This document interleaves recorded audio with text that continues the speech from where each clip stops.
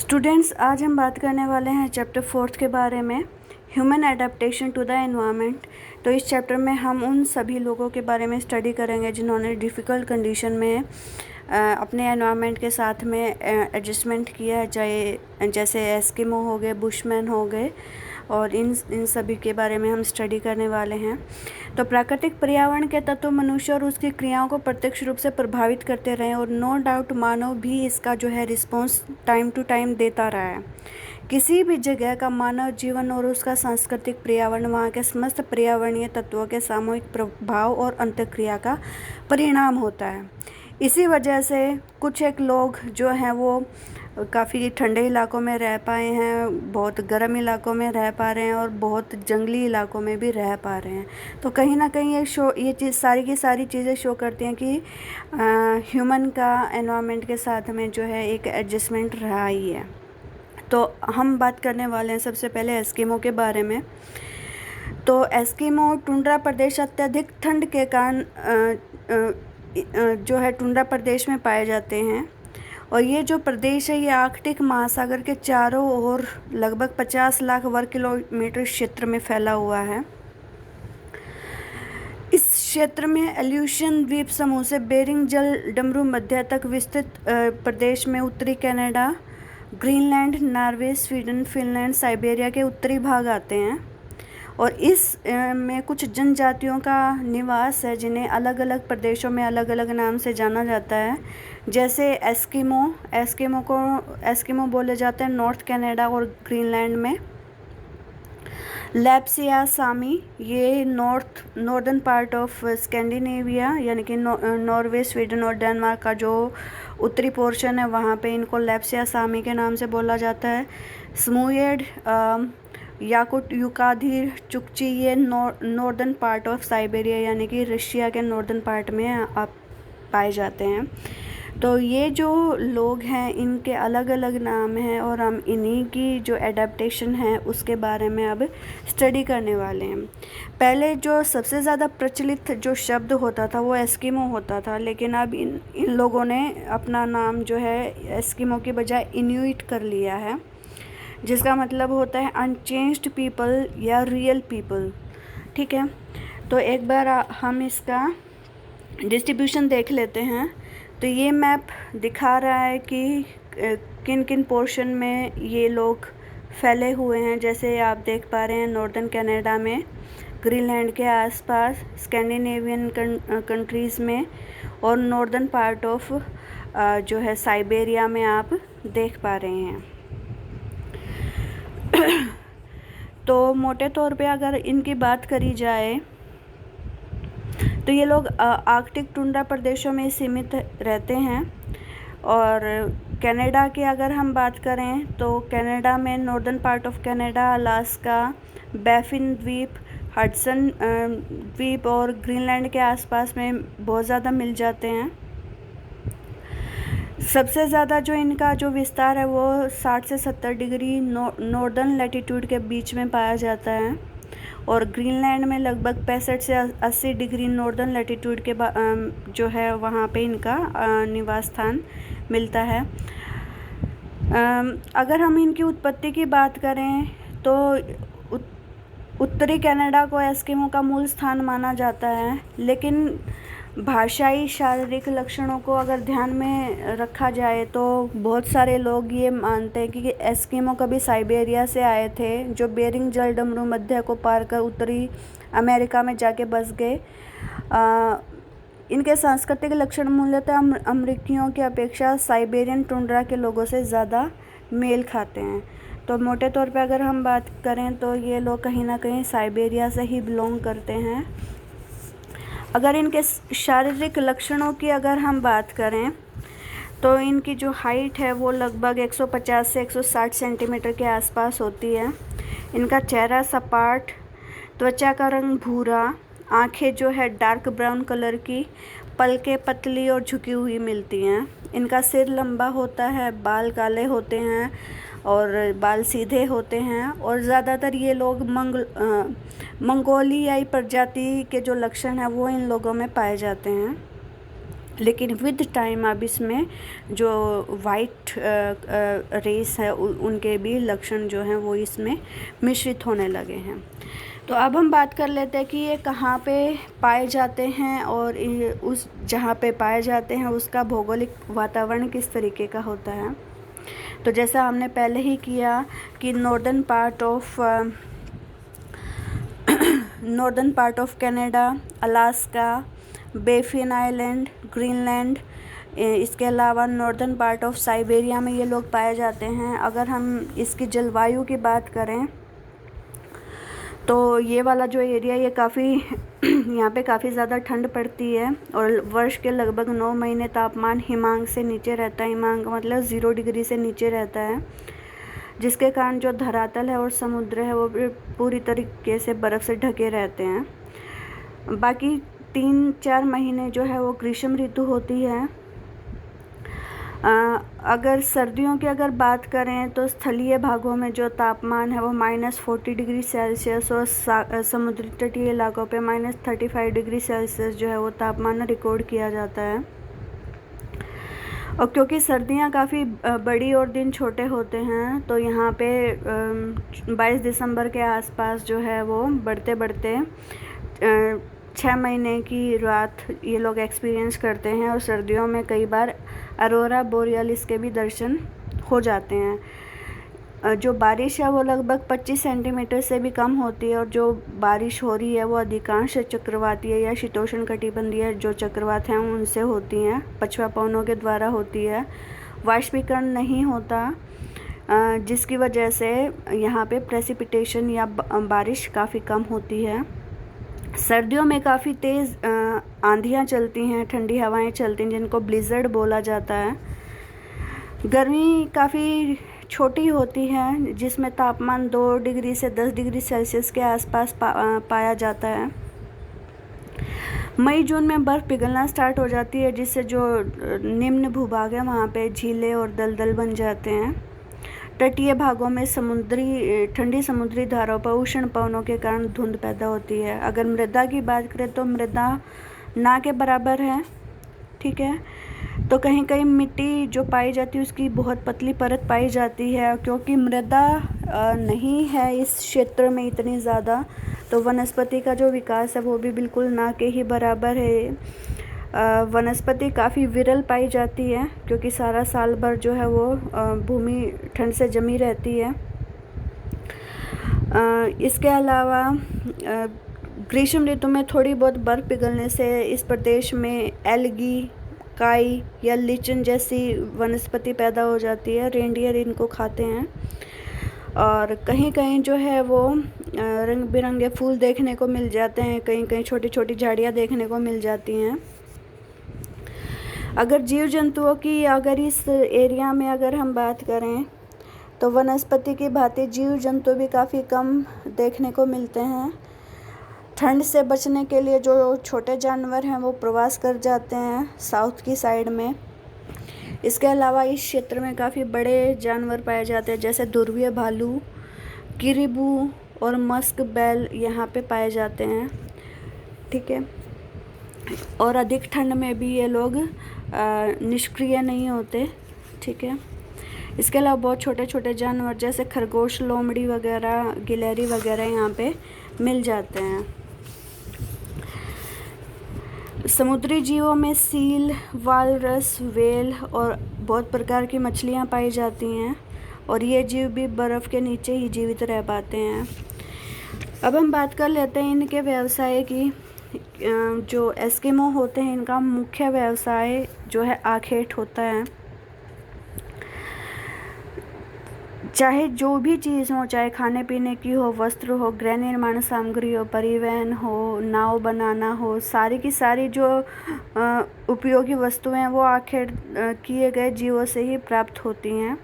हालांकि ये लोग समुद्र में भी और हिमाच्छादित क्षेत्रों में भी शिकार करते हैं और विद टाइम इनके शिकार करने के तरीक़ों में भी काफ़ी परिवर्तन आ गया है। जैसे हम अगर बात करें शीतकालीन आखेट की तो इस दौरान ये किसी समुद्र के किनारे जाके बस जाते हैं और मार्च अप्रैल तक वहीं पे रहते हैं और इस दौरान ये जो है सील मछली का शिकार करते हैं, जो कहीं ना कहीं तैरती हुई हिम की चादर के नीचे समुद्र में रहती है।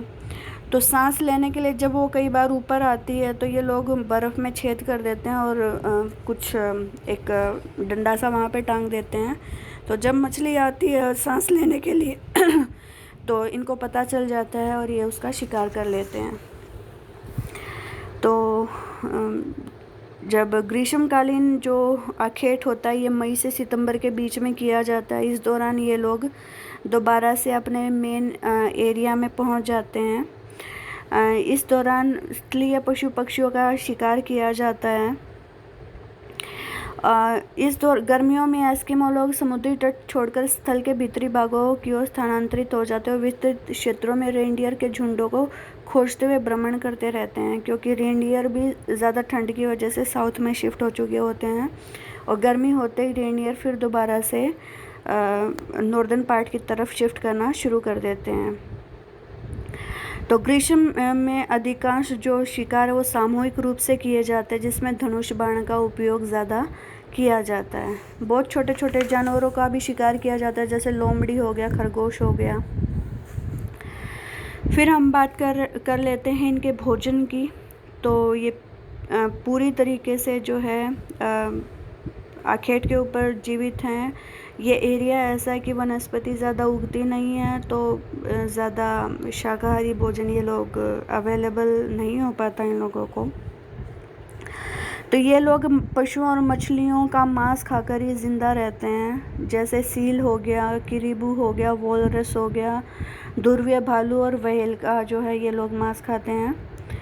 कच्चा ही खाया जाता है, कई बार पका भी लेते हैं। कई बार जब इनको शिकार नहीं मिलता तो कई दिन के लिए इन लोगों को भूखा भी रहना पड़ता है। हालांकि कुछ स्टोर कर लिया जाता है और फिर उसको ये लोग खाते हैं। वस्त्रों की अगर बात करें तो जो शिकार किए गए जो जीव जंतु हैं उनकी खाल से ही ये लोग अपने वस्त्र बनाते हैं। जैसे किरीबू और सील की चमड़ी से बने वस्त्र का काफ़ी ज़्यादा उपयोग करते हैं ये। कई बार ध्रुवीय भालू के से भी जो है उसकी खाल का उपयोग करके भी वस्त्र बनाए जाते हैं। जो पुरुषों का जो पहनावा है उसको टिमियोक बोला जाता है। टिमियोक के ऊपर एक और कपड़ा पहना जाता है जिसे ओरनाक बोला जाता है। इसके अलावा जो स्त्रियां होती है उसको ओमयूट बोला जाता है और इस में जो ये वस्त्र होता है इसमें पीछे एक जेब भी होती है जिसमें बच्चे को टांग के और ये लोग काम कर लेते हैं। मोटे तौर पे देखा जाए तो स्त्री और पुरुषों के पहनावे में कोई बहुत ज़्यादा अंतर नहीं पाया जाता। अगर इनके घर की बात करें तो गर्मियों में अलग तरीके के घर होते हैं और सर्दियों में अलग तरीके के घर होते हैं। तो अपने घुमक्कड़ी जीवन व्यतीत करने के कारण ये लोग पक्के और स्थायी घरों का निर्माण नहीं करते हैं, क्योंकि मैंने पहले ही बताया कि शीत ऋतु आते ही ये लोग समुद्र तटों पे शिफ्ट करना शुरू करते हैं। तो गर्मी आते ही ये लोग दोबारा से जो इंटीरियर पोर्शन है वहाँ पे जाना शुरू कर देते हैं। तो ये लोग स्थानीय रूप से उपलब्ध सामग्री जैसे हड्डी, पत्थर, खाल और बर्फ़ से अपने घर बनाते हैं। ग्रीष्मकालीन मकान में कुछ नहीं किया जाता, जो है पशुओं की हड्डियों का यूज़ करके एक ढांचा बना दिया जाता है और उसके ऊपर खाल चढ़ा दी जाती है और ये लोग उसी में रहते हैं जिसको बोला जाता है स्यूपिक्स। लगभग कई बार हिमपात और बर्फीले तूफान में ये तंबू नष्ट हो जाते हैं और जाड़ा आते इनको छोड़ दिया जाता है। सर्दियों में ये लोग इग्लू का निर्माण करते हैं। बर्फ़ की काफ़ी बड़ी बड़ी ऊंची ऊंची स्लैब काटी जाती हैं, उनको एक दूसरे के ऊपर चढ़ाया जाता है और बीच में जो स्पेस है उसको भी बर्फ़ से भर दिया जाता है और गुंबद नुमा एक आकृति बनती है जिसमें एक छोटा सा इंट्रेंस का गेट होता है जिसको इग्लू बोला जाता है। इग्लू के अंदर से जो है उसको खाल से ढक दिया जाता है और ये एक प्रॉपर इंसुलेशन का काम करता है। अंदर टेम्परेचर 10 से 15 डिग्री सेल्सियस भी हो जाता है, उसके बावजूद बर्फ़ नहीं पिघलती, क्योंकि बर्फ़ जो है कहीं ना कहीं इंसुलेशन का काम करते हैं, गर्म रखते हैं। तो सर्दियों में ये लोग इग्लू में रहते हैं। कई बार जब बहुत सारे लोग इकट्ठे हो जाते हैं तो एक काफ़ी बड़े इग्लू का निर्माण किया जाता है जिससे हर एक इग्लू कहीं ना कहीं कनेक्टेड होता है। सुरंग से कहीं ना कहीं हर इग्लू उससे जो है कनेक्टेड होता है। अगर यातायात के साधन की बात करें तो स्लेज का, कयाक का और उमियाक का ये लोग उपयोग करते हैं। स्लेज एक गाड़ी होती है जिस बिना पहिए की एक गाड़ी होती है और जिसको वेल की हड्डी या लकड़ी से बनाया जाता है और कुत्ते या रेंडियर इसको खींचते हैं। लगभग 5-6 कुत्ते या रेंडियर इसमें लगते हैं और वो बर्फ़ के ऊपर इसको खींचते हुए चले जाते हैं। कयाक एक जलरोधी नाव होती है जिसका उपयोग एस्किमो गर्मियों में खुले जल में शिकार करने के लिए करते हैं। ये भी वेल की हड्डी या लकड़ी के ढांचे से बनी हुई होती है और इसमें भी जो है सील मछली की खाल मढ़ दी जाती है। लगभग 6 मीटर लंबी एक कयाक होती है। उमियाक भी एक नाव ही होती है, थोड़ी बड़ी होती है और चौड़ी नाव होती है, जो अलास्का और ग्रीनलैंड में बड़े जंतुओं जैसे व्हेल के शिकार के लिए उपयोग में लाई जाती है। ये भी बिल्कुल ऐसे ही बनती है, हड्डी का या लकड़ी का उपयोग करके ये बनाई जाती है। अब हम सबसे इम्पोर्टेंट चीज़ की बात करते हैं, इनके सामाजिक संगठन की बात करते हैं। तो एस्किमो एक पितृवंशीय समाज है, यानी कि इसमें भी जो है किसी परिवार का जो मुखिया होता है वो एक पुरुष ही होता है। इसमें सबसे अधिक आयु वाले व्यक्ति को समूह का मुखिया माना जाता है। मुखिया ही ये डिसाइड करता है कि परिवार कहाँ पे निवास करेगा और आखेट के जो स्थान होगा उसका भी चुनाव वही करेगा। इसके अलावा जब शिकार लेके आया जाएगा तो वो प्रॉपर सभी में उसका बंटवारा करेगा। अच्छा, ये लोग काफ़ी सरल प्रकृति के होते हैं, जैसे युद्ध, चोरी, लूट का इन लोगों से कोई संबंध नहीं होता। अच्छा, इनके समाज में एक ही विवाह की प्रथा होती है, ज़्यादा विवाह नहीं हो सकते और ये लोग काफ़ी ज़्यादा जादू टोना और भूत प्रेत में विश्वास रखते हैं। एनवायरनमेंट के कारण या इनकी कुछ ऐसा होता है कि ये लोग कपड़े नहीं धोते हैं और कोई कपड़ा अगर फट जाता है तभी उसको निकाला जाता है। थोड़ा सा शबी रहते हैं, इसकी वजह से इनकी जो आयु है वो भी थोड़ी सी कम होती है। फिर हम बात करते हैं इनके कला कौशल की। ये काफ़ी दक्ष लोग होते हैं क्यों, और इसका प्रमाण इनके द्वारा बनाए गए जो भी इंस्ट्रूमेंट है, जैसे इग्लू हो गया, स्लेज गाड़ी हो गया, हारपून, कयाक, उमियाक, वस्त्र, ठीक है, धागे, सुई इत्यादि। तो मोटे तौर पे अगर हम बात करें तो पर्यावरण से इन लोगों ने बहुत अच्छे से समायोजन किया है और ये लगभग सबसे कठोर दशाओं में पिछले 10,000 वर्षों से रहते आ रहे हैं।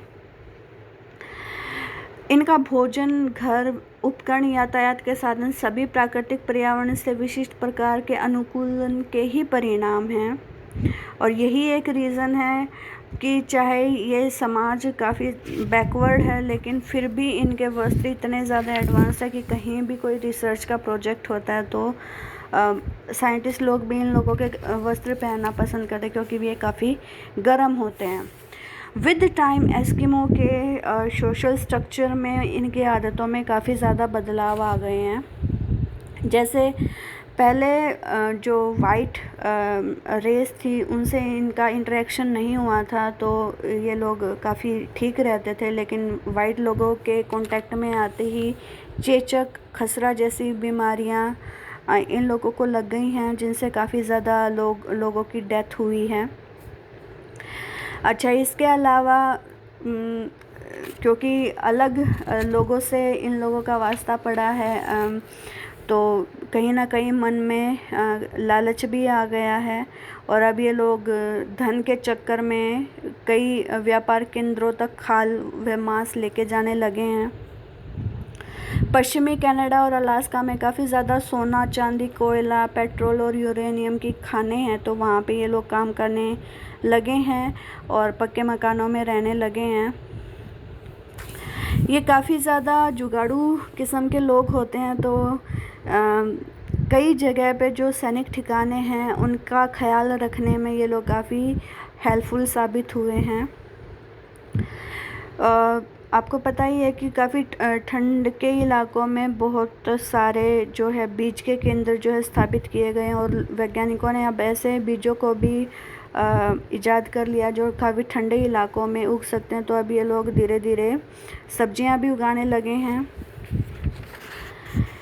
इसके अलावा वैज्ञानिक गतिविधियों में भी हाथ बटाने लगे हैं। अब ये लोग धीरे धीरे शिकार के लिए हारपून की बजाय बंदूक हो गया, हड्डी की सुई के स्थान पर इस्पात की सुई, आग जलाने के लिए माचिस का उपयोग, कच्चे मांस के स्थान पर डिब्बाबंद मांस और भोजन खाने लगे हैं। इसके अलावा मिट्टी के दियों और स्टोव का भी उपयोग होने लगा है। एस्किमो अब सहकारी संस्थान बनाने लगे हैं ताकि वहाँ पे ये लोग अपनी मत्स्य उत्पादों को बेच सकें। और ये लोग अब बहुत सारे जो जैसे आटा, चाय, नमक वगैरह इनका उपयोग करने लगे हैं। हालांकि ये परिवर्तन काफ़ी धीमा है और आज भी ज़्यादातर जो एस्किमो है वो परंपरागत जीवन बिता रहे हैं। तो इतना ही करेंगे आज हम। आई होप ये इंटरेस्टिंग लगा होगा। Thank you.